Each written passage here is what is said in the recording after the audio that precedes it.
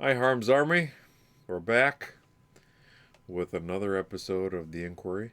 And today's special subject is death.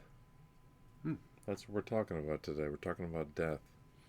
I don't know what we're going to... See, here's what I was going to do. I was going to do like a structured... I was going to outline this episode and like put together a structure. Mm-hmm. That all went to hell. And then I didn't.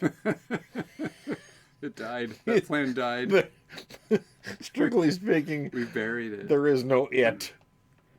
There is no structure. There is no. There's no I didn't inner do. structure. I didn't do any of that. I didn't do any of that. Well, what were you? What was on your mind? Like, where were you kind of going with it, or did you not get to that quite that? No, I started. It was kind of a half baked concept, which really made me think. Because you and I had a conversation about death and dying. Must have been I don't know, a couple of months ago maybe. Mm-hmm. And we were talking, and I said something really profound, and that's what gave me the inspiration for this podcast episode. Oh, what was the profound thing that you said? Because I'm not very bright, and it went right over my head. I'm glad you asked. It was almost like we planned this. It's almost like This is a total put on, folks. It's almost like there is a structure. Almost. Yeah, I'm starting to see the vague outlines of structure. The viewers are like, God damn, this is really structured. I've never seen anything more organized. It's very crazy. very impressive. Wow, this is some mean choreography. Okay, so the I got a smudge on my glasses. That's really annoying. I'm sorry. Yeah, I was gonna. So I noticed that, but I was gonna. I'm wiping my glasses on my. I'm not wearing a sport coat for this episode. Yeah, it's a little weird. I'm just wearing this Potsy Weber shirt. And 4/5 of the people that are going to watch this podcast episode don't even know who Potsy Weber is. But for the people... Oh, it's a younger crowd on the Inquiry. Yeah, I suspect so. So the TikTokers. So that's a special treat for the older viewers. The Gen Xers and the Boomers will be like, "Oh, Potsy Weber, yeah." That's a little treat. And then the Gen Zers will be like, "What? Who the hell is Potsy Weber?" Got to look that up on the Wikipedia. I'm wearing a Potsy Weber shirt. For those of you who know who Potsy Weber is, so the profound thing I said was this, and maybe this will launch us into a deep conversation. Into a profound conversation. Yes. Yes. The thing I said was, we fear death, right? We do. Socrates talks about this, like we're afraid of death, but it's irrational. Because as far as Socrates was concerned, death is either a dreamless sleep or it's some form of consciousness. In which case, we're probably not going to the same place. And for him, it was Hades. So he thought, great, either it's a dreamless sleep, in which case, who cares? Or... Socrates was excited. He gets to talk to all these poets and Homer and all these people. It's not a bad place to go. For all eternity, you can just talk about philosophy and talk about poetry and stuff. So, was there wine there? Well, did he mention? Knowing him, yeah. I was gonna say because I know he liked to get into his. He could put it away. He could put the grapes away. Yeah, if you read the Symposium by Plato, like. They're all sitting around talking about philosophy. They're all hammered. They're all hungover. Oh, they're hungover. It was it was the morning after. They start hungover, and then they get loaded again. That's right. Yeah, they have a hair of the dog. It's hilarious. Yeah. The next day, they're all talking about the party the night before, and I'm like, man, these Athenians, they really know. They really know how to have a good time, don't they? How to have a good time. Yeah. And were they calling him like Shake Socrates or something? He had a little DT. Yeah, right. He's a little shaky. Yeah. But then he got into his stride. So he said, "Okay, there's your options, right? Mm-hmm. There's your options. It's either a dreamless sleep, or it's some form of consciousness, some sort of we go someplace. Yeah, there's an afterlife, right, of some kind, whatever that is, of it, whatever flavor of God you subscribe to, you'd maybe go to a different place or something. But that's the gist of it. So I thought about this, and I kind of leaned toward the dreamless sleep conception. And I thought to myself, I was born in 1972. Jeez, you're old. I am old. Wow. I'm like Dirt. like gravel. Gravel. I'm old like gravel. Below dirt. Yeah, right. Clay. I was born in 1972. So when I die, whenever that will be, we'll see how the week plays out. Yeah, hard to say. It's been a rough couple of weeks. It's been a rough Who knows where weekend, this is so going. yeah, who knows? By Wednesday, We did not have a Greek weekend. I'd like to add. This was not. This is not the morning after. I don't have wine party. I don't have with soccer. I don't have Athenian weekends anymore. Yeah, those Athenians. Wow, they could Yeah. So I thought, party. 1972. Okay, I enter the world. I become a sentient creature. But then one day I'm going to die. And then presumably I won't be. If it's the dreamless sleep scenario. And I suspect that it is. In which case, death, and here comes the profound part. Death for me will be like 1971. That's pretty good, huh? That's pretty good. That's pretty good. I remember noting how profound that was when we talked about that. That's pretty good. Yeah. So 1971, that's going to be death for me. Do I remember 1971? No. When does a person get their first memory? 2, 3? Like, Oh dear. Hazy, I think in the impressions. I think in the neighborhood of 3. 3? Okay. Is when that's when it starts, like your brain's like, I mean, I think it's recording stuff before that, but oh, for sure. Your access to it. It's recording language and all kinds of stuff. And I think it starts at like your ability to recall those memories is at 3-ish. Yeah. We'd have to consult a child psychologist. Yeah. I used to know, but I don't remember. Yeah. Yeah, and then before that time, sometimes people claim that they can remember things before, like at a very, very early age, but it's usually other people telling them that, and the force of repetition is like those memories of your parents say some funny thing you did when you were 1 kind of become your memory, and it becomes part of your narrative about your earliest memories. Yeah, but they're actually somebody else's memories, and they sort of bleed together, and you're not sure whether it's your memories or somebody else's, and it becomes this narrative of your life, which becomes your identity in a way.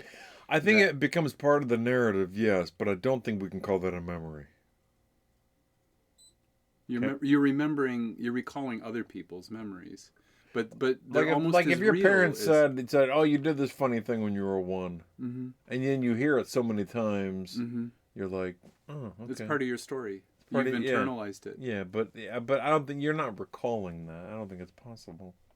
They've had some cases like people were just like freakishly brilliant and could remember when they were 2 or something, you know. Yeah, there's a brilliant person we've read who also recalls having a brilliant having a memory at the age of 1 or 2 or something. It was Noam Chomsky. Did Uncle Noam have that? He said that somebody asked him in an interview, what's your earliest memory? And he said, I must have been about 2. And I thought, of course you were. I'm surprised you don't remember being a zygote, you know? Like, I remember being dark in the womb. Yeah. I remember vague cadences of Yiddish spoken. I remember my mother's voice. Yeah, well, he's not normal. No. That it's not a fair starting point for comparison. You know, that's not a fair. Yeah, you talk about him. He must be talking about some other kind of species. You know, right. I don't think he counts. Yeah, it's like saying, you know, I'm not quite as good at math as say Einstein was. You know. Yeah, Roger Penrose. Yeah. I wish I was good at math as Roger Penrose. That's like the dumbest thing you could. Right. It's like, right. Like his brain was different. It's a completely different brain. Yeah. It's a different brain altogether. Yeah. Yeah, it's like wishing you were Einstein or Stephen Hawking or something. It's like, no. Just It's like wishing you were 8 feet tall. It's like, yeah, right, it doesn't even. I wish I was an Olympic javelin thrower. You know? Yeah. Right. Like, well, no, you're not gonna. I'm a little bit older than you, so if I wanted to join the Olympics, I don't think my chances would be very good for the javelin It's like wishing you were Simone Biles. Yeah, yeah. She's extraordinary. Mm-hmm.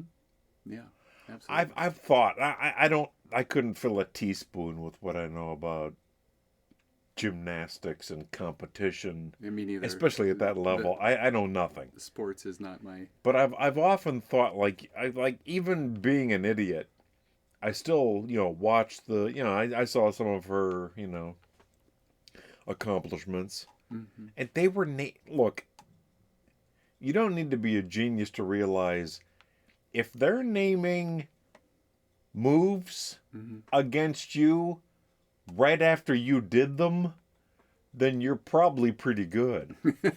Yeah. You're an A-lister. So I can put that thought together. I'm like, okay, that move didn't even exist before she just did it. Yeah, right. And here's my thought on Simone Biles. It's not much of a thought. It's just, I suspect if you talk to other gals who compete at that level, Mm-hmm. Her colleagues, her contemporaries, I'll bet you dollars to donuts they would say she's not normal. Mm-hmm. We're not. She's different. I bet that's the case. Yeah. That she's different. Well, that's just in her. Right. Yeah. I mean, she developed those things. I'm not saying Simone Biles didn't work hard and didn't train some more. I mean, even great talent doesn't mean a lot if you're not going to do much with it, or develop it somehow. Yeah, it's like Noam Chomsky. He's a workaholic. That guy put in 90-hour weeks his whole life. Which I think is also embedded in us, too. If you're a workaholic, that's kind of how you came out. I don't know that you necessarily learn how to be that. I think you're that. You're just that, yeah. So he's a genius plus a workaholic, and I think both are innate. Mm-hmm. Innate, yeah. Right. My guess. Mm-hmm. Yeah. Like I have every confidence Simone Biles is like fanatical and puts in 9-hour days, and does those tricks and stunts and stuff over and over. Yeah. She does them 1,000 times. Yeah. So. A very crazy work ethic, being obsessive about it, and just having more talent than 7 people put together gets you places. Get you a pile of gold medals, exactly. Right? Or a pile of books Fort you've Knox written. Right. In Chomsky's case, he probably doesn't have many gold medals, but he's written probably 100 books. Right. That's what that gets you. When you so speaking of the Greeks and speaking of something that's innate, you did a podcast a while ago that I really got a lot out of, and that is the one on what is real. Do you remember? With the ship of Theseus on the thumbnail. Yeah. And you were talking about how Plato was thinking that there's sort of two states of being, right? Plato? Yeah. And one is, I think he used the example of lemons. And you've got, I'm always using lemons. Particular lemon. In the classroom too. I don't know why. Yeah. Lemons is the go-to example. Lemons and horses. I talk a lot about horses and a lot about lemons. You said that. I don't know why I do that. A particular horse is participating in horseness or something like that, and like the image or the idea of a horse. Right? The horse derives its horseness from the form by virtue of participating in the form of horse. Yeah, right. So you got this earth. I think you need to revisit that a little bit. You got this earthly thing or review it a little. Like this horse or the lemon at the grocery store. It doesn't matter what, it could be anything. And so Plato's asking a fundamental question about the one versus the many problem, right? So I got all these lemons. Let's say you got 200 lemons in a pile at the grocery store.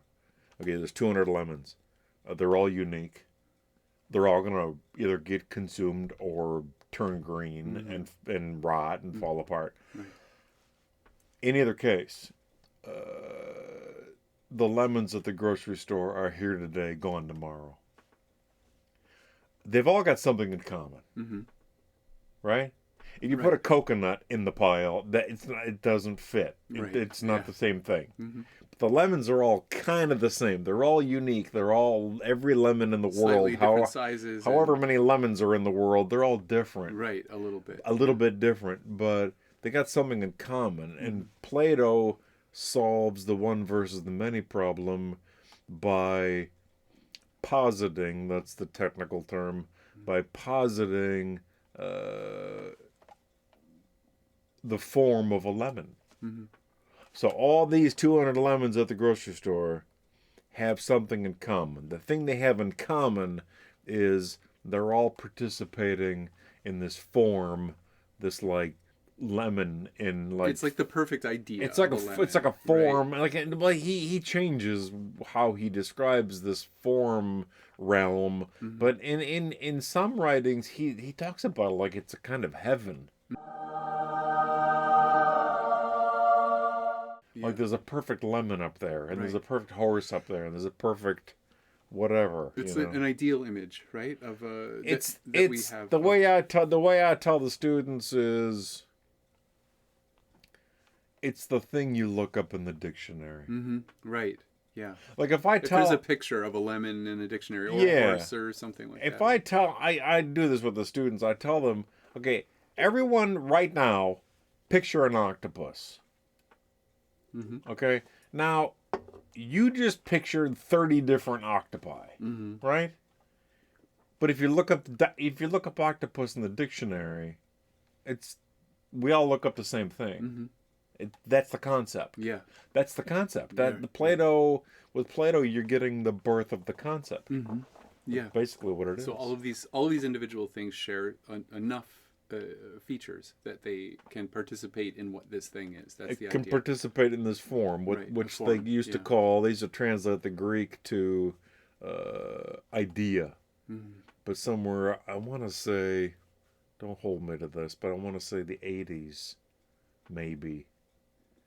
They started translating it as form. So if you see a reference to idea, then you're probably reading a book on Plato that was written in the 50s or something.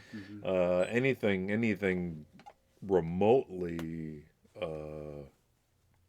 contemporary, even something contemporary-ish, they're going to translate eidos as form.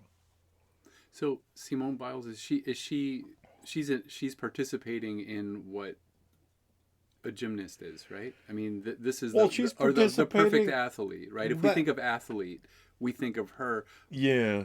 She is a particular instance of that, or is she like embodying the entire ideal because she's like one of the lemons or one of the horses or something. Okay. I mean, this is interesting because she's participating in multiple forms. So are you. Right? She's participating in woman. She's participating in Black American. She's participating in gymnast. She's participating in American. You know, like she's participating in lots of, a whole list. We all are. A long list of things, the concepts that make us up. But that's one of them, sure. Gymnast. Yeah. Right, sure. There's no reason you think there isn't a form of gymnast. Yeah. But I mean, this gets a little tricky because I'm like, you know, were there paper clips when Plato was around? No. But presumably there's a form of paperclip. There's a form of laptop computer. There's a form of, I don't know, just think of something that didn't exist in antiquity. Cadillac Escalades. No Cadillac Escalades. Cruising no around Athens. can of Budweiser.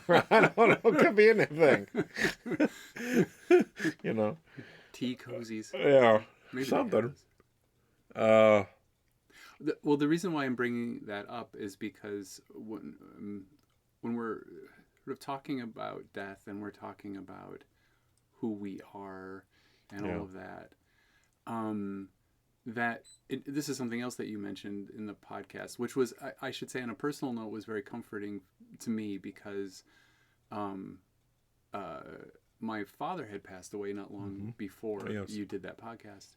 Today's his birthday, actually. He'd be 82. Is that right? 82 today, yeah. But what was comforting to me about it was that even though his physical self is gone, was gone, Yeah. still gone, this idea of him being a kind of, an idea, right? Yeah. That are who we are. And I know this is not exactly what Plato was talking about because, I'm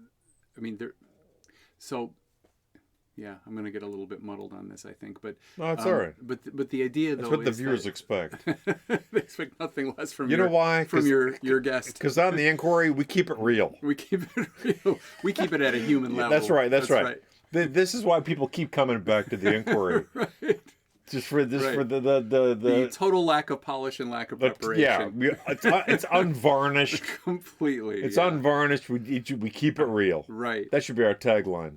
Keeping it real. Keeping it real. Yeah. Yeah. The inquiry. Yeah, inquiry. absolutely. So go ahead. Muddle through. Okay. Muddle away. But I was thinking that there's this idea of him now, even though he's not here. So when he died, his physical body Same is, one. Yeah, for Plato, maybe the idea of him would be more real than the mortal physical. The organism that's occupying physical space on the planet, who's no longer here, is less real than the impression or image or concept of him. And all of the experiences that I'm aware of that have like Plato's put him together, kind of in a way. Plato is unequivocal about that. That it's more real. It's more real. The idea is, yeah. That you can have all those lemons at the grocery store. I'll go back to the lemons.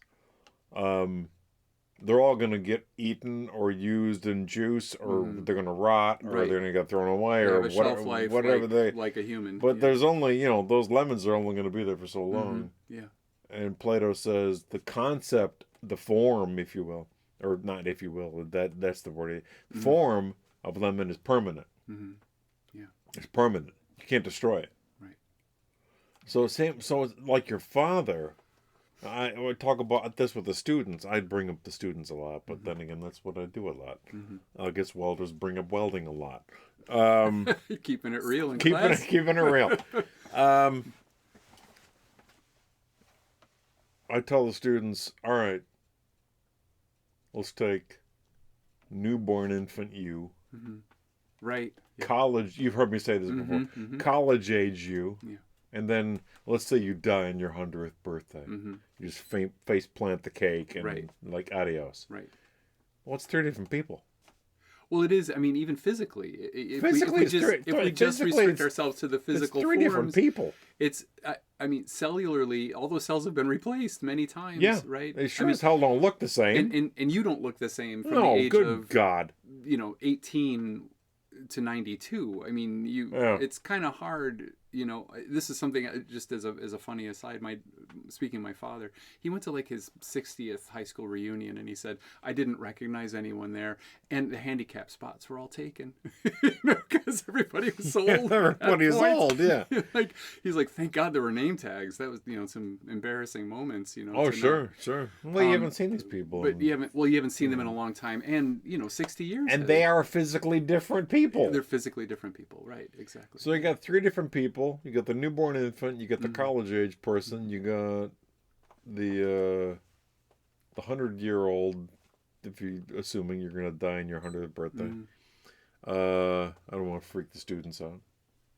Could happen any minute, you know. That Well, I'm for, like, well, for 18-year-olds, in my experience, the age of 30 seems an eternity to people who are 18 or 17 years yeah, they old. look You at know? us. They're like They're 54, like, dude. That's like you got 1 foot in, you that know. that might as well, yeah. Yeah. That's never going to happen to me. But I think that's important to keep in mind is that that's three different people, Mm-hmm.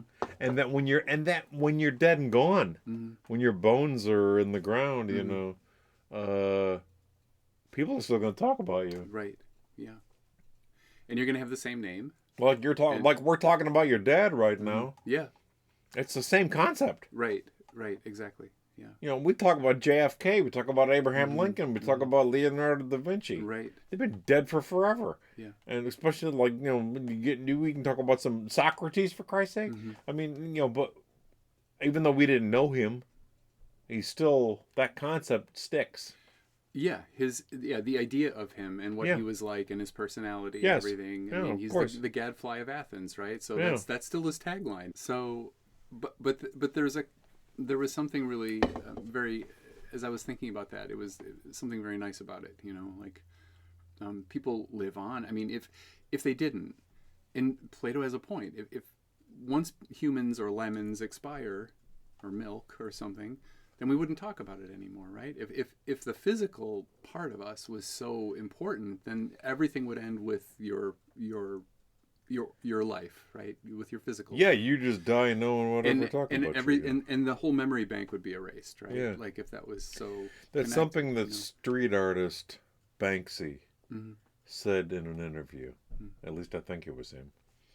I suspect it was because his sense of humor would be very hard to imitate. Mhm. There's a signature to his humor, and he said in an interview I heard with him once. He said, "They say you die twice. I think I know where this is going. The but first yeah, time, yeah. first time when you stop breathing, Mhm. and the second time when someone uses your name for the last time." Yeah, right. That's pretty good. That's pretty good. I like that. Yeah, I like that a lot. You die twice. I was recently in, not that I don't think I have a macabre fascination with death necessarily, but I was recently in Bohemian National Cemetery up on the north side, and it's beautiful. Cemeteries are interesting. They're beautiful grounds. It's this kind of museum to humans. You know, I like them as a space. I do too. I do too. I wrote that blog. Oh, that's right. Yeah, Piece, yeah, yeah. that's right. I mentioned my brother and stuff. Yeah, And right. and people say, "Oh, it's a waste of real estate." Yeah. I'm No, like, golf "What?" courses are a waste of real Yeah, estate. but nobody by mentions far. shopping malls Yeah. or car dealerships. Those are Yeah, fine. yeah. But where we bury our dead, Mm-hmm. that's a visit waste of them. real estate. Yeah. That's a waste of real estate. Okay. Sure. But two parking lots full of Toyotas, that's fine. Yeah. That's more important. Or a nail salon, a 7-Eleven, and a tanning bed. Yeah, and a vape shop. And a vape shop. Yeah, that's fine. That's vital for. But where we bury our dead, civilization. that gets dismissed as a waste. Mhm. We got very interesting priorities in this culture. Yeah, they can be a little odd. can't they? Very, very interesting. Yeah. You know, I think I cut you off about the cemetery. No, getting back to the Banksy thing about the last time somebody says your name. No. What struck me as I was walking around, and it always happens this way, that there was somebody. You know, some of the graves are people had. It's clear they put flowers there, little mementos and stuff. And you go way off in the corner somewhere, you know, by the access road. Nobody's been back there in a while. Things are a little bit overgrown, and the person died in 1910. You know, their children are gone. Their grandchildren are gone. Nobody's been to that grave. Nobody's remembered them. You know, they are well and truly gone. You know, speaking to Banksy's point, but what it made me sad in a way. Like nobody knows. Nobody's uttered this name probably, you know, in decades. Like they're just completely forgotten. It's coming for all of us. That's just it, right? So For whom the bell tolls, you know, it tolls for thee. Right. Yeah, Yeah. it's coming. I had a. We're going to be forgotten, and that's a hard thing for people to It's a really think hard about thing. or to wrap their heads around. Yeah, Or, it is. we think like, oh, I'm here, and death is real far away. and it might not be far away. And even if it is far away, even if you live to be 90 years old, that's not that far away. It's not in the scheme of things, really, is it? I mean, No. if you're talking about mountains and rivers and then how long are geologic time, how long are people going to remember Gregory Harms? Can you name How long? Can you name How long? the first names of all of your great grandparents? Hell no. Yeah. Great grandparents? Great? No. Yeah. Yeah. No. I mean, that's how many generations it That's takes. 8 people. You know? I couldn't name half of them. That's 8 people who probably your parents have some memories of, but you can't. I couldn't name half of them. Yeah. I don't think I could do. Here's a fun fact. You want a fun fact? Sure. You got 2 biological parents. You got 4 grandparents. Mm-hmm. You got 8 great grandparents. Mm-hmm. And every time you go up, you double. double it. You Yeah. double the number. Right. So you keep going all the way to the beginning of the Renaissance. You go back to 1350. Mm-hmm. You're at 1 million. Really? Damn. Wow. Isn't that something? That's crazy. 1 million. But we all come from the same small breeding stock that made it, you know? That's crazy. But I tell my students, if you lined up all 1 million people, if you think for 1 second they all look like you, they don't. Yeah. They do not. Yeah. That's why they say the blood of Muhammad runs through the Queen's veins. Mm-hmm.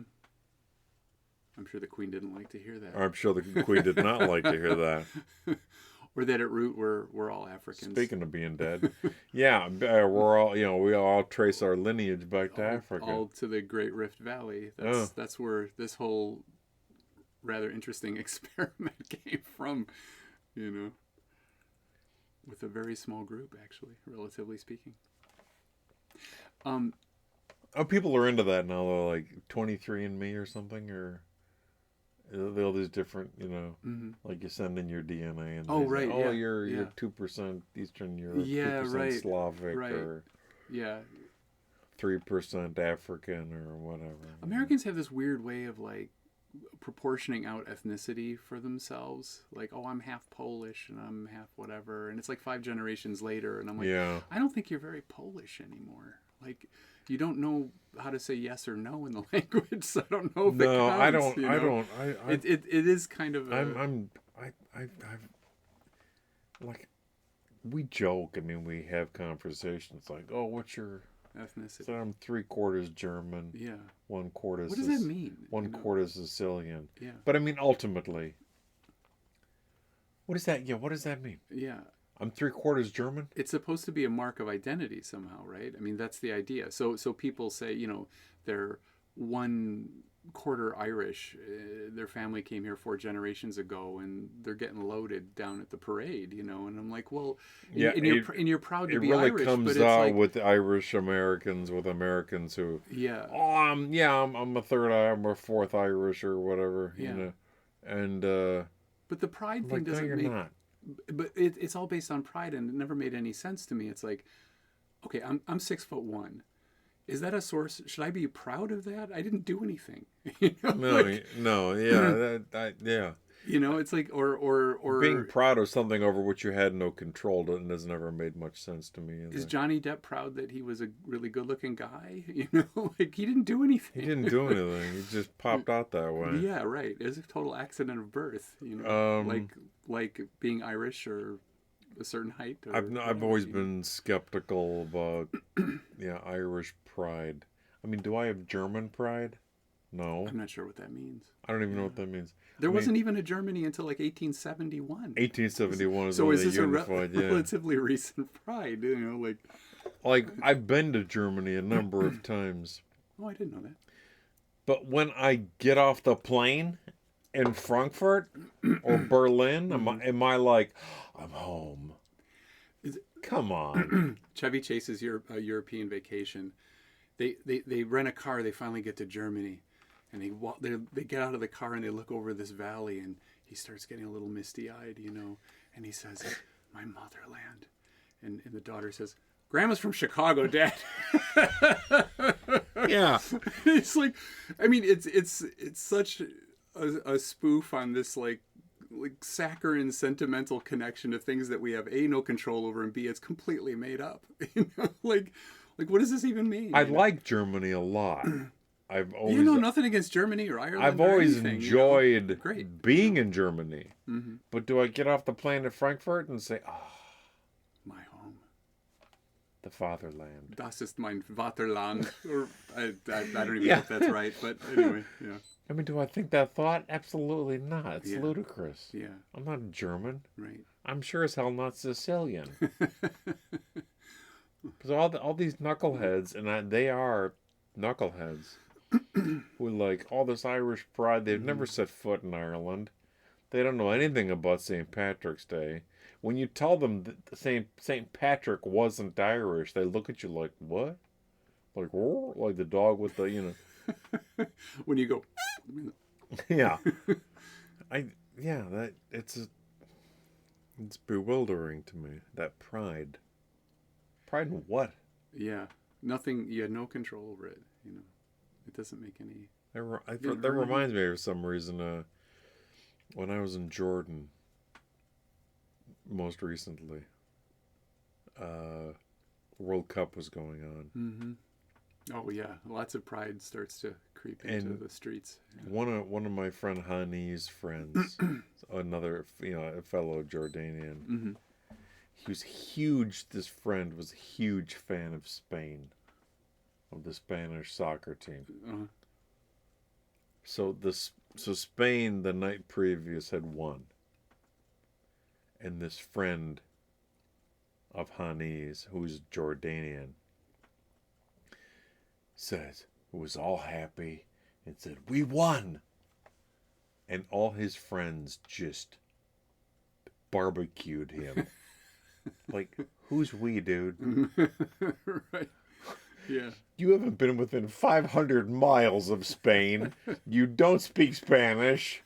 Who's we? It kind of proves what an invention it is. Right? It is an imagined, well, Yeah, it's an to imagined borrow community. Anderson, it's an imagined Yeah. community. Yeah. Yeah, we won. Who the hell's we? Even if people, I mean that's kind of a That's funny. that's kind of an extreme, maybe extreme example, but I mean even people are like, the Chicago Bears win, Mm-hmm. like we won. Yeah, people lose their minds. You Who's know? we? Yeah. You didn't do a damn thing. Yeah. All you did was sit on the couch and eat cheese balls and drink beer. Right. And get a football shaped cake from Jewel. Well, yeah, and like taco, your wife made taco dip. I mean, Taco dip, that's right. What would you didn't do anything. Right. We won. And drank a lot of beer. Yeah. Drink a lot of beer. Yeah, We won. Look at us. we won, even though you didn't do anything. Yeah, it's really odd. Rooting for a bunch of players who have individually negotiated contracts and would drop that jersey tomorrow if the money was greener down the way. Mm-hmm. Yeah. They're not even loyal to that team. Yeah. Yeah, the question of loyalty is very odd in sports. I've never I don't really understand quite that. understood I don't that. get it at all. And it's supposed to be a mark of virtue. Loyalty is a mark of virtue. And but being loyal to a team that could just as happily leave the city, and it's been done, or star players, right? Like They you're leave. saying, They leave their teams all the time. Yeah, it's a revolving door. They'll negotiate a different contract in some Mhm. other city, and bye-bye Chicago. Yeah, some guy gets injured, and it's like, okay, well, somebody's willing to take me over in this city, so okay, fine, I'll make a few less bucks, but I can make more money and extend my career a little bit and all that. So yeah, I've never understood that. Yeah, it's odd. I've shared with you my thoughts on religion, such as they are.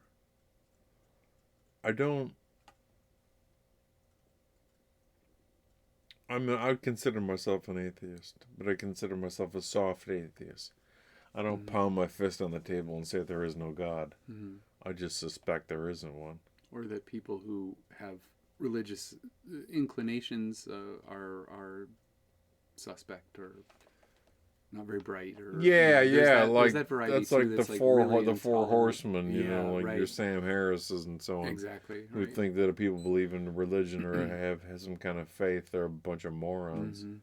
which is I think is just Is moronic, really. is yeah yeah ironically, Yeah. um, you lean you're probably you're in the same camp maybe. Yeah. I um I think I'm more. I've read my Plato, at least a fair amount of it, and when it comes to the issue of mortality, I'm not alone. I'm not the only one who's read their Plato.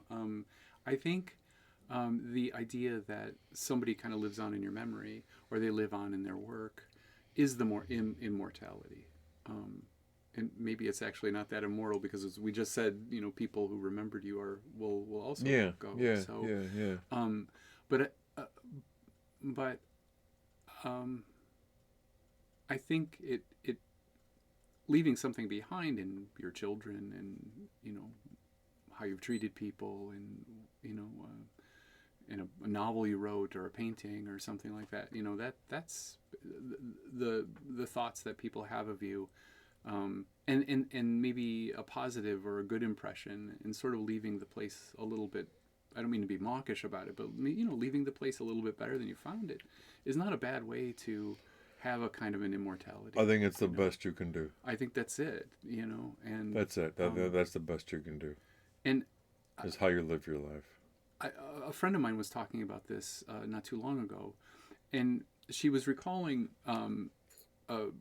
was remembering a professor of hers who was very influential on her and had passed away, and said, I don't remember exactly what we talked about in these classes. It was a long time ago. It was decades ago. But what I remember was her encouragement and her warmth and her guidance. That's always stuck with me all these decades later. Yeah, And it's how you remember people like that. but You they've remember helped they're propel like you they somehow. sound not to sound hippie, but they sound you remember their energy.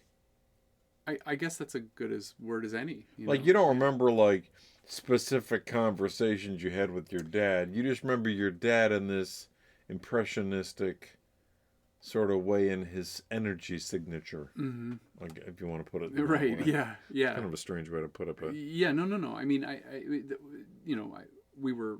I was thinking about this too. Like, there's a professor I had who made several people who had made really positive impressions on me, left an energy signature, right, for, if you will, right. But for a lot of those classes, I don't have the textbooks and the notebooks anymore. I don't remember what we talked about. Of course, and yeah. it was a long time ago. But I find myself teaching in some ways the way they taught. It is almost unconscious. I somehow got something from them in the way that they interacted with people, because that energy made a kind of deposit and shaped in your mind, or you also interact with people in those contexts. And so and it's really that is a kind of a and if I have students who go on to teach, maybe maybe they would pick up something that would be positive, an element of their entire education. Maybe I had contributed something to that. I've had former students become teachers, and they're like, "Harms, I do that thing you do now." Oh, really? That is such a lovely. What do they do that? Thing. Like it could be just like a behavior, or like a phrase, my style of my weird quizzes I give, which everybody hates. It could be just anything, and they're just like, "Yeah, I do that thing now." I'm like, "That's fantastic." Isn't that cool? That something I did made an impression, or found purchase, or whatever, however you want to put it. Yeah, I think that's the best you can do. I wanted to in this world is just to. You've heard me say this before, but when you go to a wake of someone who was not very popular, like people generally didn't like that person. I've been to those wakes. Okay. I've been to a lot of wakes. Yeah, I have too. Yeah, more than I want to Good count. gravy. when you go to a wake of someone who is not well thought of, you can always tell. They're silent. Nobody's tripping over themselves to talk about the qualities of the deceased, the good qualities of the deceased, but they can't talk about the bad ones either. They can't talk. Yeah, they don't want to air their critical commentary. Right. Yeah, no one's crying. No one's laughing. Yeah. No one's telling stories. Yeah. Right. No one's saying anything. They're dead silent. Yeah. And that's when you know you have failed as a human being.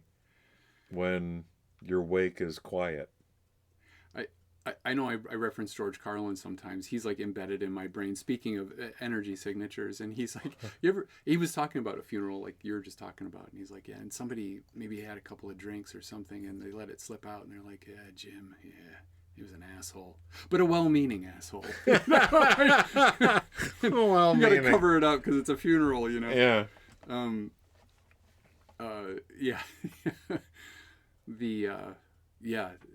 I can't say I've been to funerals like that you know, things were uncomfortably quiet and everybody in the room knew, like, oh boy, wow. Everyone's on the same page. Right. Everyone's thinking the same thing. Yeah, but nobody wants to say anything. But no one's gonna come out and say this guy was a prick. Right.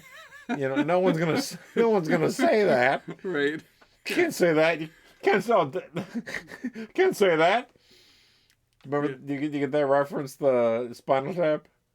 Oh, sorry, I totally missed that. Yeah. You missed my reference. I'm sorry. God damn it. You can't say that, right? Can't say that. The review you had on Shark Sandwich, which was merely a 2-word review, just said, shit sandwich. Where'd they print that? Where'd they print that? That's not real, is it? You can't print that. This review is 2 words. Shit sandwich. The name of the album's Shark. Do you think the younger viewers will pick up on? No. Well, I think you have to assign Spinal Tap as a homework assignment. And Happy Days. And Happy Days, right? Yeah. No, I made a joke with you've read about my friend. You've met my friend Leah. She bought some. She just went to just a quick, went to Walmart and got just like some sweats and a t-shirt, just some casual duds to wear. So she grabs the scissors and she's cutting the tags, and I say, "I still got the tagger on it." Got the tagger on it. Yeah. I said this a couple times, and I laughed, and she's just looking at me like, what are you talking? I'm like, you still got the tagger on it. Still got the old tagger on it. This is special too. See, look, see, still got the old tagger on it. See, never even played it.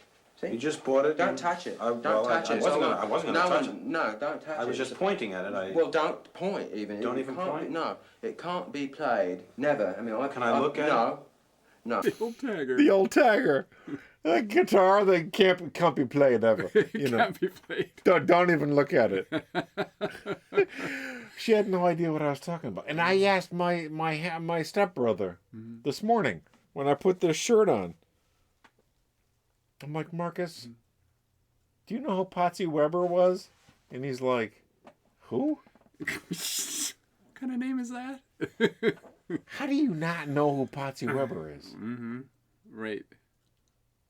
We've gone full circle. We're back to Patsy Weber. And the idea of Patsy Weber. And the idea of Patsy Weber. There's an idea. He's participating. Which cannot be killed. He's participating in It can't be destroyed. Patsiness. Yeah. As I do, I brought a pile of books again. You always bring a pile of books to these things. But I want, so one thing, and this does, this relates to the whole topic, is, so I think when your paternal grandmother was dying, this is going back a ways. She was reading Dr. Zhivago. So she was reading Dr. Zhivago. I bought her Dr. Zhivago for some reason. Right. And you said that she had a bookmark in it, and I don't remember where the bookmark was. But we kind of figured out that she was beyond a certain kind of point in the novel where Zhivago, the main character, is talking to I his started reading and I need to start it over. mother-in-law about I went too long. You went to that's okay. Yeah, I got to start it over. so I wanted to read a passage Yeah, go that I'm pretty sure we figured out she probably read, and I hope it maybe provided her some comfort at the end. Yeah, that's a nice thought. So, but it speaks. So, Boris Pasternak was the author of Dr. Zhivago. Hold the book up for yes, the audience. This is not the newest translation. No, mine's over there. I got the newer copy. Oh, you got the newer copy. Yeah, It's right. okay. It's on the top of that stack, so that's okay though. Here. You sure? Yeah. I bought this one too. I think it's a really nice looking book. This is the new translation. Nice. Newish translation. So this is my traveling one, I guess. So he Pasternak was he studied philosophy in Germany before he became a writer. I didn't know he studied philosophy. He was going to be a philosophy teacher. That was his dream was to be you. His dream was to be me. And the dream. And then he turned to writing. But anyway, he knew his Plato really well. So see if you can pick up. A lot of these guys seem to know their Plato. Tolstoy did. Oh, Tolstoy did. Dostoevsky. Yep. All those guys seem to read the hell out of their Plato. They knew philosophy really well. Yeah. So I'm going to set the scene a little bit. His mother-in-law is really ill. She has pneumonia, and she doesn't think she's going to make it. And he's training to be a doctor. He's almost there, I think. Yeah. He's almost a doctor. He's almost Dr. Zhivago instead of just Zhivago. And so she wakes up and she wants to talk to him. And so this is what she says. And it speaks exactly to what we're talking about. So she's in her sick bed. He comes to her and she says to him, this is what she says. They wanted to give me the last sacraments. Death is hanging over me. It may come any moment. When you go to have a tooth out, you're frightened. You're frightened it'll hurt. You prepare yourself. But this isn't a tooth. It's everything. The whole of you. Your whole life being pulled out. And what is it? Nobody knows. I am sick at heart and I'm terrified. And this is what he answers her. He asks her, will you feel pain? Do the tissues feel their disintegration? In other words, what will happen to your consciousness? But what is consciousness? Let's see. A conscious attempt to fall asleep is sure to produce insomnia. To try to be conscious of one's digestion is a sure way to upset the stomach. Consciousness is a poison when we apply it to ourselves. Consciousness is a light directed outward. It lights up the way ahead of us so that we don't stumble. It's like the headlights on a locomotive. Turn them inward and you'll have a crash. So what will happen to your consciousness? He continues. Your consciousness, yours, not anyone else's. Well, what are you? There's the point. Let's try to find out. What is it about you that you have always known as yourself? What are you conscious of in yourself? Your kidneys, your liver, your blood vessels? No. However far back you go in your memory, it is always in some external active manifestation of yourself that you come across your own identity. In the work of your hands, in your family, in other people. And now, and then he continues, it's you and others. This is your soul. This is what you are. This is what your consciousness has breathed and lived on and enjoyed throughout your life. Your soul, your immortality, your life in others. And what now? You've always been in others, and you will remain in others. And what does it matter to you if later on that is called your memory? This will be you. And it is you that enters the future and becomes a part of it. And now, the last point. There is nothing to fear. There is no such thing as death. Death has nothing to do with us. I absolutely that love is that. It catches me every time. Yeah, that's a good one. There is Plato in there. Yeah, He's yeah. de-emphasizing the material world, the world of the particular, and he's emphasizing the eternity of the soul and so on. Yeah, absolutely. And he's talking about works too, and he's and this is something that Tolstoy. Well, it's interesting because Pasternak and Tolstoy knew each other. The families were friends. Mm-hmm. And his father was an artist, and he did some illustrations for Tolstoy's books. Pasternak was way younger. Like Tolstoy would have been his grandfather, kind of generation. Yeah. But they knew each other, and so I think Tolstoy had an influence on him pretty strongly, Pasternak, he died in the 20th century, didn't he? Well, I guess so did Tolstoy. So Tolstoy died. Tolstoy was born in 1828 and died in 1910, and Pasternak was born in, I want to say 1890. I'm going to get this wrong. I'm going to totally screw it up. I think 1890, and died in 1960. I want to say. Did he? It was that far into the 20th century. Yeah. He won the Nobel Prize for Literature. 1960. Was that right? Okay. Yeah. He won the Nobel Prize for Literature in 57, 58, and he had to refuse it because the Soviet government said, no, we're not playing that game. So Sartre refused his. He refused his, but why did he refuse? On principle, he said people in my line of work have no business competing for awards. That's really awesome. That's great. Hardcore. Yeah. That's hardcore. I admire that. Yeah, I don't want it. Yeah, I don't want it. It's fantastic. Yeah. Somebody refuse to be knighted? Bowie telegraphed his disinterest. Yeah. That's what I was thinking. I bet they were lining him up. Yeah. And he made it very clear in a number of interviews. He's like, I have no interest. Mm-hmm. I don't know what it's for. Yeah. And likewise with the Rock and Roll Hall of Fame, mm-hmm. he made his disinterest very well known. Yeah. He's like, I don't even know what that thing's for. Yeah. And so when he was inducted into the Rock and Roll Hall of Fame, but Madonna and David Byrne of the Talking Heads received the award for him. Oh, okay. Wait, but he refused it. He wouldn't. He didn't show up to the ceremony. Okay. So David Byrne and Madonna went up there and. Okay. And then they went to his place later and gave it to him. Here you go, Dave. Yeah. Yeah. Oh wow. Yeah. Yeah. So anyway, I recall that your probably your grandmother had read that passage, and I wonder if it was. That's interesting. Yeah, I don't know. We'll never know. Yeah, we'll never know exactly.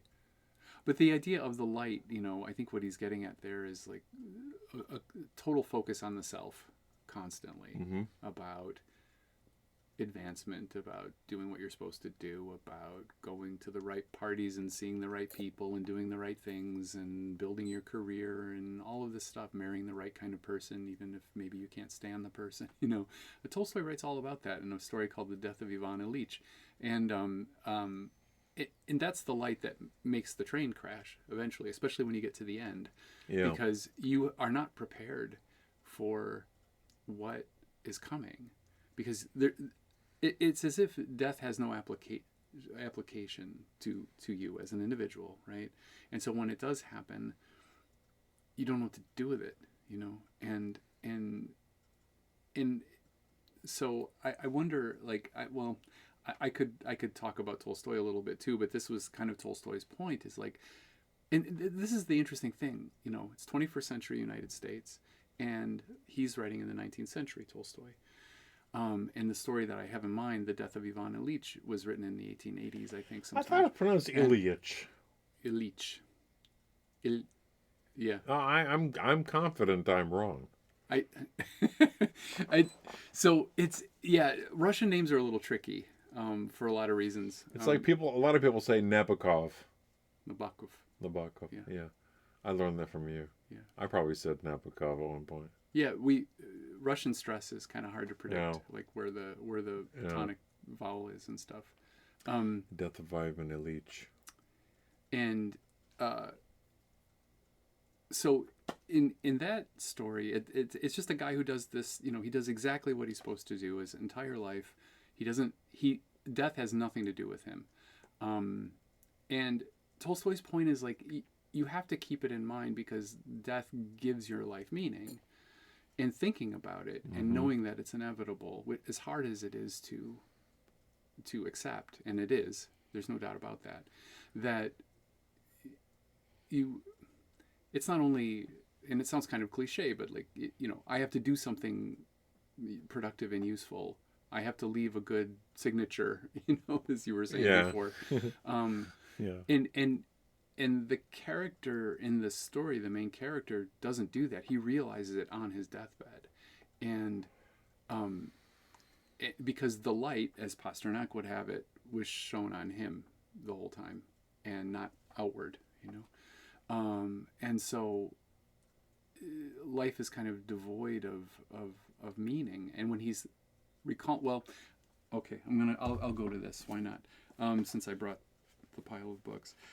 So the story is about this guy who, so Tolstoy's critiquing our distance from death, and it's very relevant to today. When someone dies, there's a memorial service, so there's not even a body in the room anymore, right? We're so divorced from this experience that it's not in our consciousness much, and the same was true in 19th century Russia, and this is exactly what Tolstoy's point is, and it's not just him; it's his entire surroundings. Everybody is completely divorced from this idea, and then there's one passage that I want to read. I think it's really pretty key, I think. So Ivan Ilyich is a public prosecutor. He's got this brilliant career. He married the right woman. They can't stand each other. He's got the right house, all the nice stuff, everything. He doesn't really have much to do with his children. It's all about career, right? And he's really pretty empty in a way. And he's a prosecutor who's the fate of other people rested on his judgment. When he gets a bit, so there's so many wonderful symbols in this story. So he buys a new house. It's nicely appointed, all the right furniture, all the right stuff, right? And he goes to adjust a curtain, and he climbs up a ladder, and he falls, and he hurts his side. And then things start to go downhill from there. We're not sure what he's suffering from, but the metaphor of climbing the ladder and then falling off of it is all over the place. Interesting. Yeah. And the fact that we don't know what the disease is also an interesting symbol. It's not named. It could be cancer. It could be who knows what. Yeah. And he kind of goes through the stages of grief. He denies that he's sick and everything, and he gets angry, and he gets angry at everybody around him, and he goes through the whole thing, right? Until at the very end, he accepts it. But he starts to live oddly, not long before he dies. He starts to think about how he's misspent his life. And turns the light outward. Right. Yeah. He turns the light outward. Exactly. Like Pasternak. Yeah, exactly. And there's a reference to light.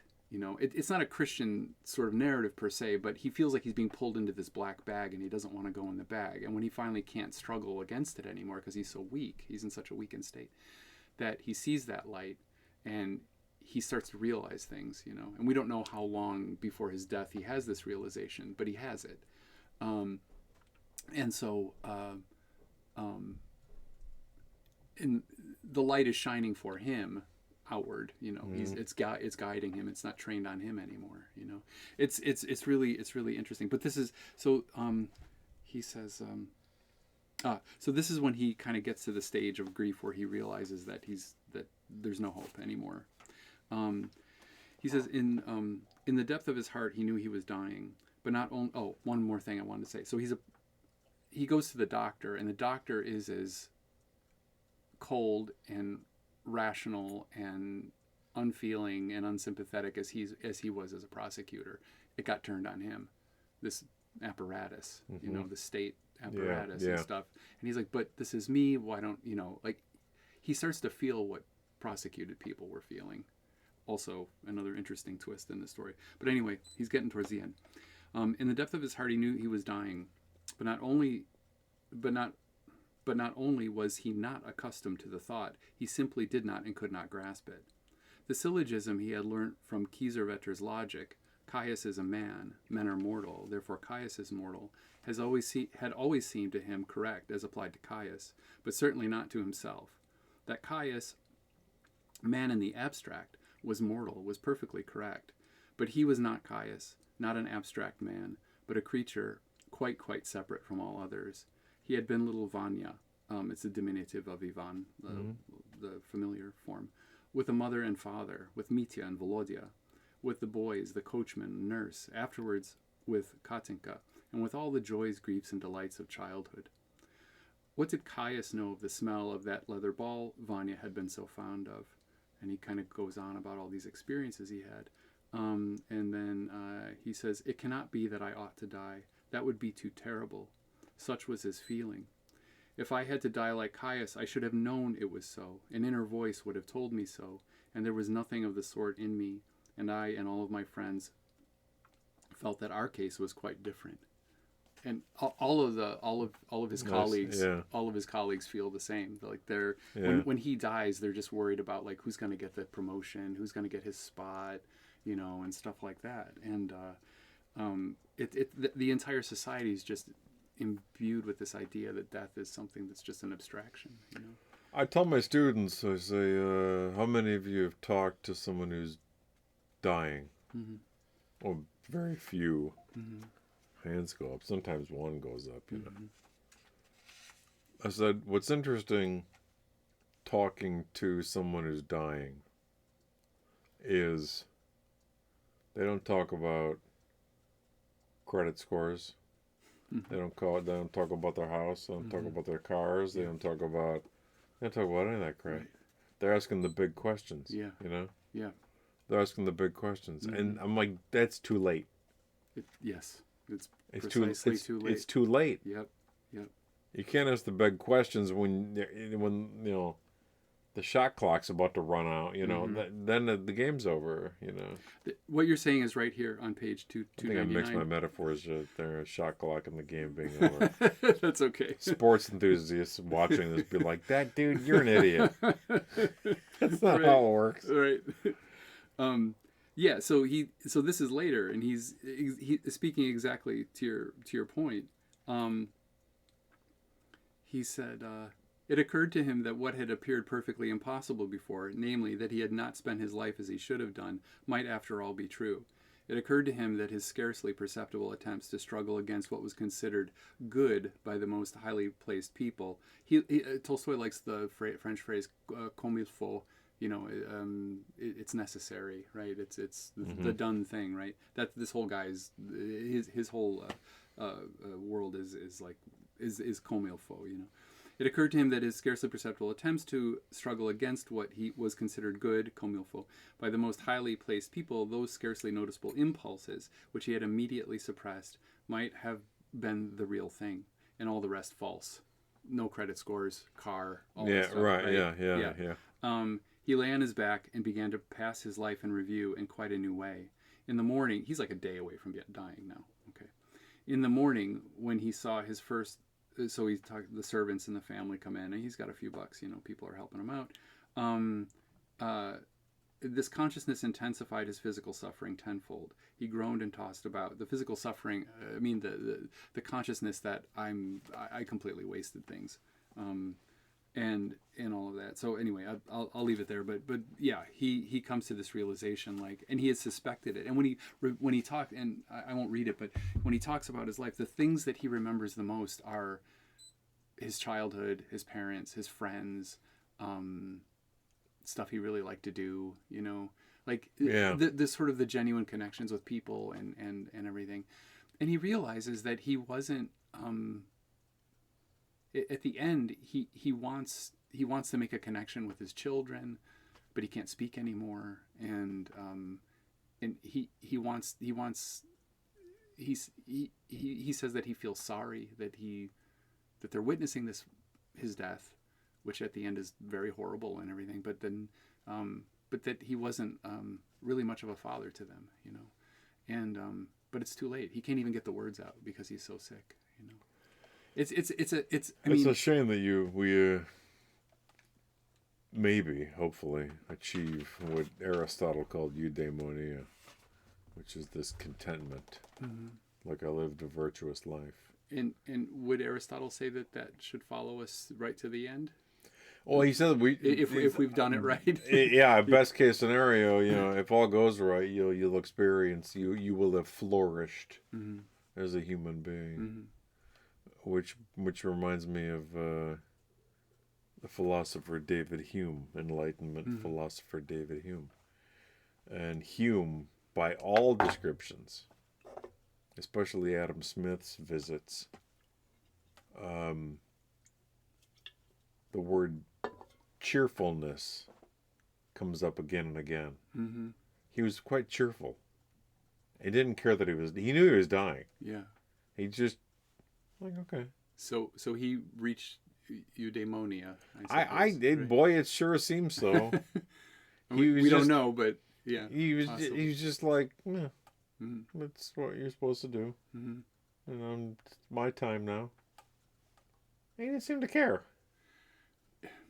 Yeah, I think it's the best possible way to go. Yeah. Everyone's like, I want to die in my sleep. Yeah.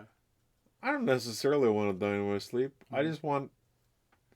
I want that David Hume cheerfulness, Mm-hmm. I think that'd be better. Yeah. Yeah.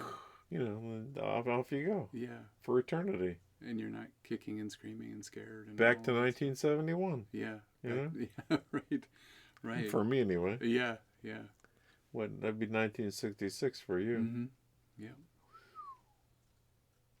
Yeah. Nothing was bothering me.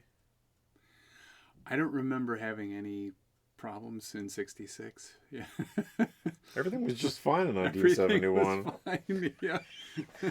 But think about all the crap you missed. Think about, ancient Greece and the pyramids and the age of monarchy and lack of soap. And really crude dentistry and operations that most people didn't survive. But think of all the major eras and epochs that you just weren't even here for. Mm-hmm. Yeah, you had to read about those, right? How many a couple hundred years of American history, the Civil War, all that. We weren't even here. Yeah. No memory, no nothing.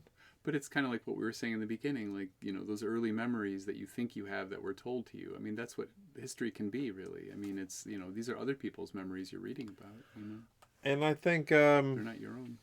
You've missed it all. Or not at all. You've missed that part. Yeah. I just had a thought. It was really profound, and it just went out of my head. I went and yacked and got you derailed. No, it's all right. It's all right. Oh, yeah, I think I'm stealing this from you, I think. You said this years ago. Like, we associate death with the crypt. Mm-hmm. Yeah. Sure. And we think that's death. Mm-hmm. Yeah. But it's not at all. No. I mean, those are monuments. What's death got to do with coffins and bones and big holes in the ground and headstones? The person in it's not aware of it. Yeah, it doesn't really matter. None of that. It pertains to death. Yeah, right. Granite is an earthly concept. It's an earthly thing. Mm-hmm.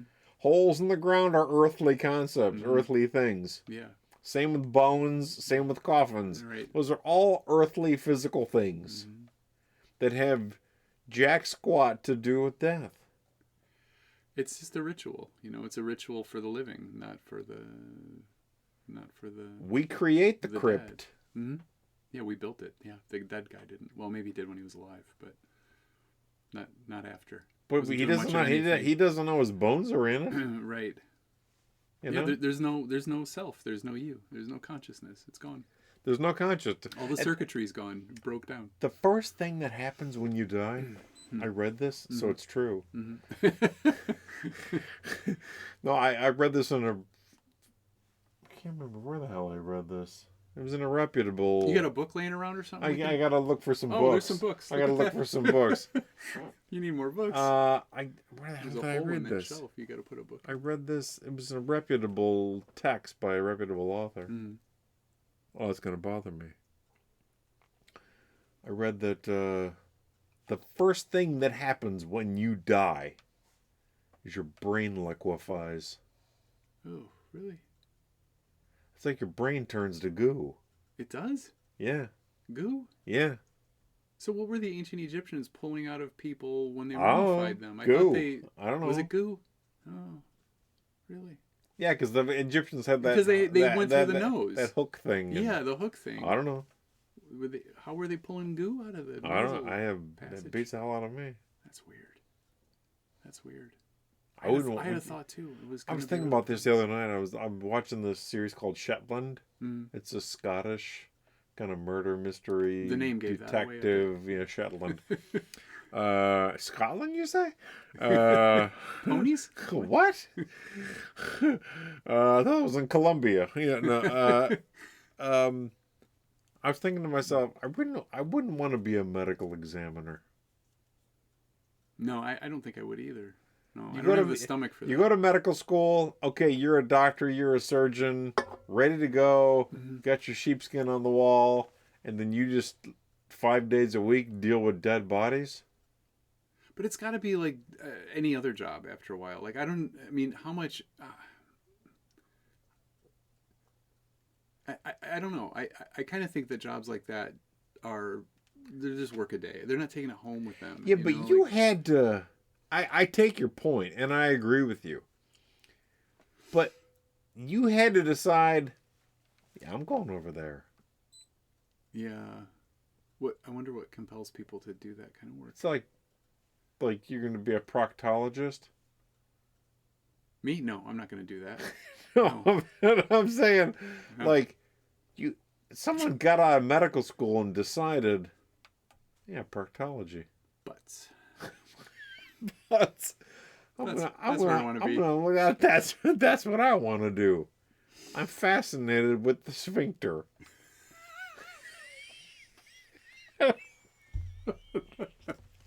Did I have to say that? No, I did not have to say that. You're going to have Logan cut this out.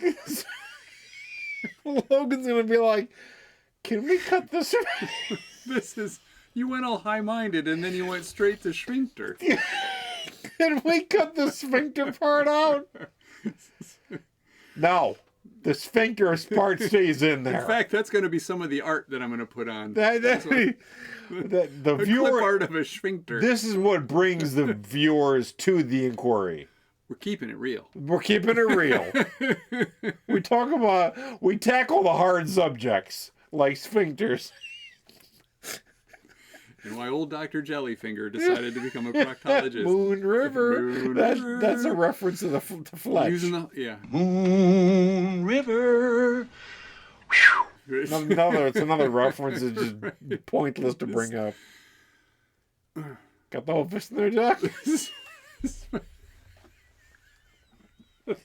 Chevy Chase? Fantastic. All right, I think that's a good place to wrap it. I think ending there is perfect. Sphincters and Chevy Chase. Dr. Jellyfinger. That feels like a good off ramp. I think we better get off. Yeah. While we can. And now the viewers will be like, I'm never watching another one of these episodes ever again. This is ludicrous. Watching these two. What can I say? I want to do that Descartes thing. I'm going to do a Descartes episode. Okay. But then I'm going to have you back and we're going to talk about... I don't have much to say about Descartes. Descartes? Really. Yeah. I'm sorry. Well, I could talk about Descartes for a spell. But then I'm going to have you back and we're going to talk about... What do you want to talk about? I have no idea. I don't know. I have no idea. Yeah, I don't know. We could talk about... We'll think of something. We always do.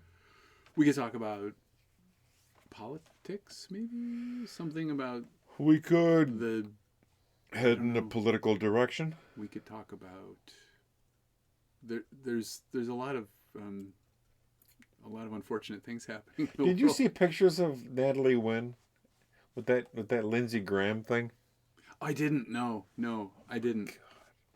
No, I meant to look that up, but I brilliant. It slipped my They're mind. Fantastic. So she was in full on Sicilian widow. Oh God, right? yeah, but the veil, whole black dress. It was her and some woman Yeah, like the whole thing. Yeah. So And she got a lit cigarette in her hand, which is hilarious. who was she with? Just a friend of friend of hers, I hers? guess. I don't know. That reminds me of a story. A friend of mine. This is years ago when I was working in a construction job, and he was Italian American, and Yeah. when his grandmother died, I think she's from Sicily or Calabria or something, and they had the wake. It was in Berwyn. There was a pretty decent sized Italian immigrant community in Berwyn in those days, and so they're there. It's the Catholic 3-day wake, the whole bit. Yeah. And these two women walk in dressed in black, and they're weeping inconsolably.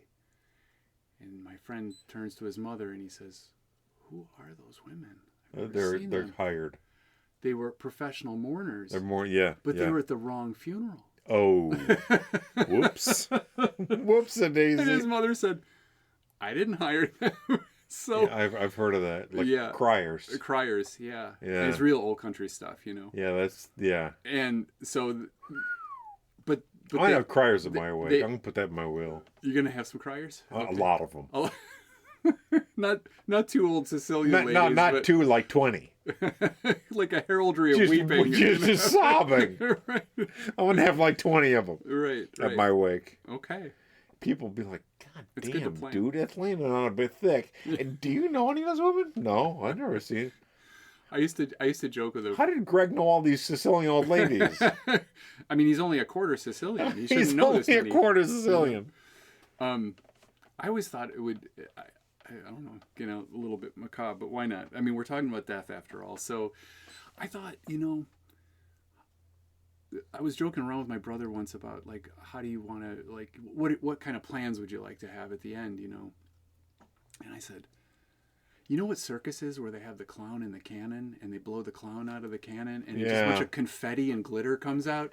That's what I want. I want that.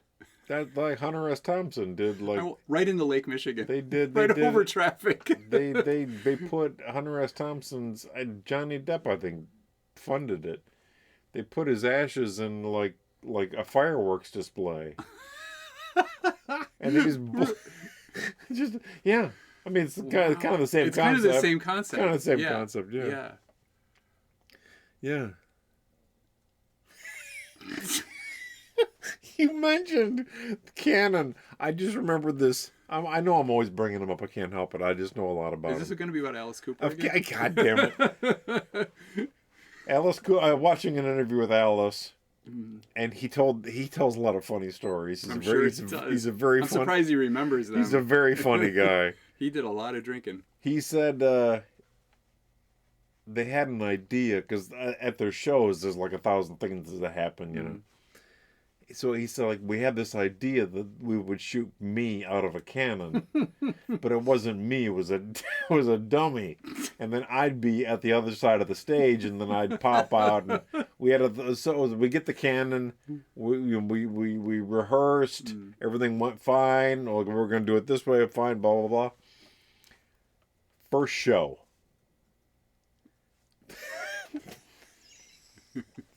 The cannon goes off. The dummy.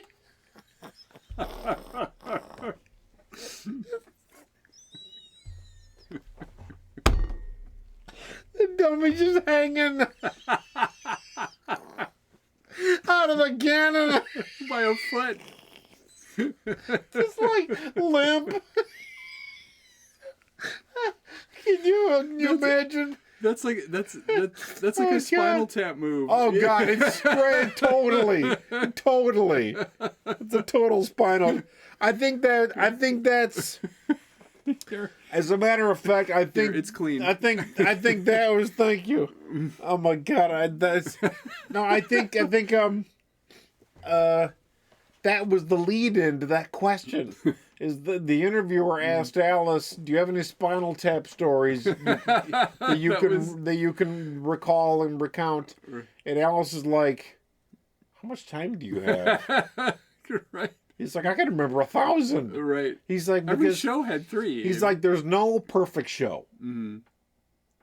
It doesn't exist. It all gets a little spinal tappy. Something's going to happen. Something's going to break. Someone's not going to be in the right spot. You know, blah, blah, blah, blah. Right. He's like, and stuff breaks all the time, especially when you do as much crap on the stage as we do. Yeah, it's a busy set. It's a crazy, like, there's like pyrotechnics and like they hire special effects teams to come in and, you know. He's like, so it happens all the time. But the cannon was like one of the more signature. Can you just picture that dummy hanging out of the cannon? The interviewer's like, what the hell did you do? He's like, we made fun of it and we made it look like that. We made it look like it was on purpose. Oh, God. Wow. Yeah. Alice Cooper has, I mean, yeah. He could probably tell stories for days. Yeah. And those are just the ones he remembers. The crazy stuff that's happened. So, all right, Descartes next, and then maybe something political. Or we'll see. Yeah. See how the spirit moves us. Okay. Yeah. Cool. All right, Harms Army. We'll see you next time on The Inquiry.